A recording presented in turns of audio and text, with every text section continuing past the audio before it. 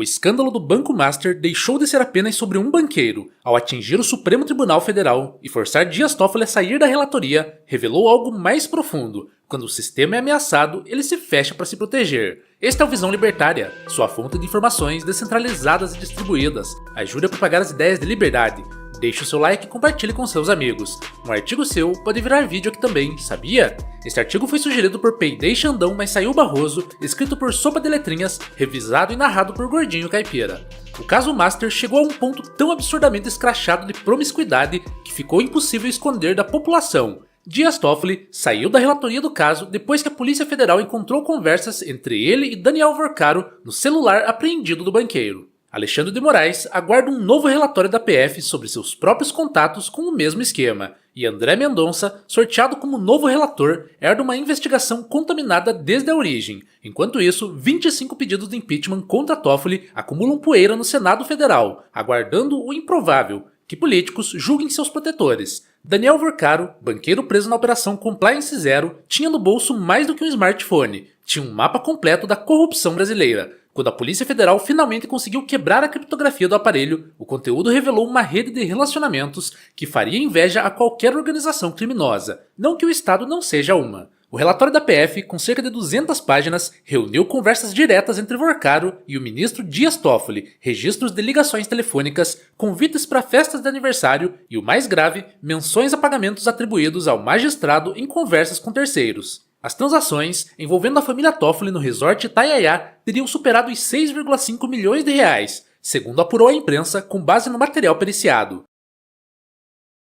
A perícia localizou um histórico arquivado na nuvem que cobre os últimos 5 anos, demonstrando continuidade nas comunicações entre o magistrado e o banqueiro. 5 anos, tempo suficiente para construir um império de influência, para negociar proteção institucional e transformar um tribunal constitucional em escritório da advocacia privada. O diretor-geral da Polícia Federal, Andrei Rodrigues, entregou pessoalmente o material ao presidente do STF, Edson Fachin, em 9 de fevereiro de 2026. Ele não entregou a Toffoli, o relator do caso, porque o próprio Toffoli estava citado nas evidências. É como encontrar o nome do delegado na agenda do traficante e ter que pedir ao secretário de segurança que avalie o que fazer. Integrantes das investigações da Polícia Federal alertaram que o material reunido no celular de Daniel Vorcaro tem potencial para, nas palavras deles, resetar a República. Já pararam para pensar no tamanho da coisa que deve ser? Resetar. Palavra forte usada por investigadores que já viram muita coisa absurda. A quebra da criptografia do iPhone 17 Pro Max de Vorcaro levou semanas. O aparelho tinha não apenas a proteção padrão da Apple, mas uma camada adicional de criptografia. A Polícia Federal precisou usar softwares especializados recentemente adquiridos, capazes não apenas de acessar conteúdos protegidos, mas também de recuperar dados que haviam sido deliberadamente apagados. Quando Vorcaro se recusou a fornecer a senha durante o depoimento, ele sabia exatamente o que estava protegendo. Nas palavras do colunista Egídio Serpa, o celular de Vorcaro é um arsenal atômico, comparável aos arquivos de Jeffrey Epstein. E o que exatamente está nesse celular? Oficialmente ainda não sabemos, mas os vazamentos dão pistas aterrorizantes. Conversas diretas com governadores, deputados, senadores, ministros de Estado e membros do Judiciário, menções a pagamentos, coordenação de negócios envolvendo bancos públicos, tentativas de interferir na liquidação do Master e, segundo investigadores, conexões que atravessam governo, centrão e oposição. Ninguém está salvo. Se Vorcaro decidir fazer uma delação premiada, e ele tem todos os incentivos do mundo para fazê-lo, talvez não sobre pedra sobre pedra. O banqueiro é um arquivo vivo, e agora com seu celular decriptografado, nem que decidam desviver ele, as informações já estão nas mãos de muita gente. Na quinta-feira, dia 12 de fevereiro, Fachin convocou uma reunião de emergência. Os 10 ministros do STF se trancaram por 3 horas para discutir o que fazer com o relatório da PF. Alexandre de Moraes já adiantou que seu voto seria a favor de Toffoli continuar como relator e que achava um absurdo Andrei Rodrigues ter feito uma investigação sobre o ministro do STF sem ter autorização para tal. Vejam a lógica da cabeça desse careca. A polícia não pode investigar juízes sem autorização dos próprios juízes investigados. Dos ministros presentes, 8 votaram a favor de Toffoli: Alexandre de Moraes, André Mendonça, Cristiano Zanin, Flávio Dino, Gilmar Mendes, Luiz Fux e Nunes Marques, e apenas 2 contra, Carmen Lúcia e Edson Fachin. Mas havia um problema, a falta de unanimidade, e mais importante, o problema político. A pressão externa era insustentável. Mesmo os ministros favoráveis a Toffoli sabiam que mantê-lo como relator seria indefensável perante a opinião pública.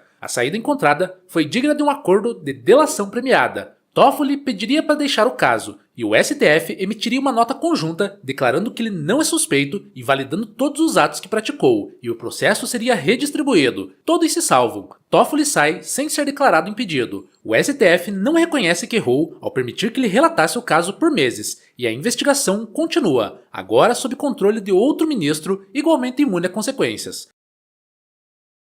O ministro André Mendonça foi sorteado como novo relator, após Toffoli e Fachin se excluírem do sorteio. Mendonça, vale lembrar, também é relator do inquérito sobre o esquema de descontos indevidos do INSS, que envolve Lulinha, filho do presidente Lula. É o ministro que acumula os casos politicamente mais explosivos do momento. Se você pensou que Toffoli era o único ministro com problemas do caso Master, prepare-se para a segunda temporada. A Polícia Federal prepara um novo relatório, dessa vez reunindo informações e diálogos apreendidos que citaram o ministro Alexandre de Moraes. A expectativa é que o documento seja encaminhado ao STF como parte do avanço das investigações. E por que a PF ainda não entregou esse relatório? Simples. A avaliação interna é que se o documento fosse encaminhado ao ministro Dias Toffoli, então relator do caso Master, haveria grande chance de arquivamento. Agora, com Toffoli fora e o caso nas mãos de Mendonça, o relatório sobre Moraes pode finalmente ser formalizado. Mas não espere milagres. Mendonça também assinou a nota de apoio a Toffoli.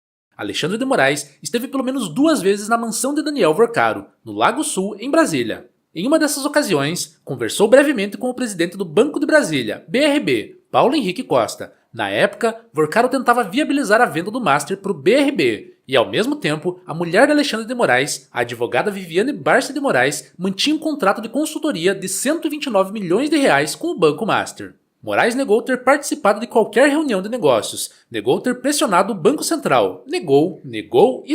Mas as negativas soam ocas quando o contrato milionário da esposa está documentado, quando as visitas à mansão estão confirmadas, quando as coincidências se acumulam com a regularidade de um relógio suíço. E quando o mesmo ministro defende ardorosamente a permanência de Toffoli no caso, mesmo diante das evidências que o comprometem. Nos últimos dias, Moraes teria se destacado como o principal defensor de Toffoli na corte, mesmo diante do avanço das informações que teriam tornado a situação do colega insustentável. Na reunião reservada de ministros, que discutiu o caso e culminou no afastamento de Toffoli, Moraes teria sido o integrante que mais defendeu o colega. Por quê? Solidariedade? Amizade? Ou medo de que se Toffoli cair, ele seja o próximo? O ministro Dias Toffoli acumula 25 pedidos de impeachment no Senado. 3 deles, de 2026, citam o Banco Master e aguardam o despacho do presidente do Senado, Davi Alcolumbre. Os mais recentes foram protocolados em 26 de janeiro, 3 de fevereiro e 6 de fevereiro. Todos permanecem sem análise, sem parecer, sem sequer numeração. É como se não existissem. Os senadores Magno Malta e Eduardo Girão protocolaram um novo aditamento ao pedido de impeachment, acrescentando os fatos revelados pela PF com base no celular de Vorcaro.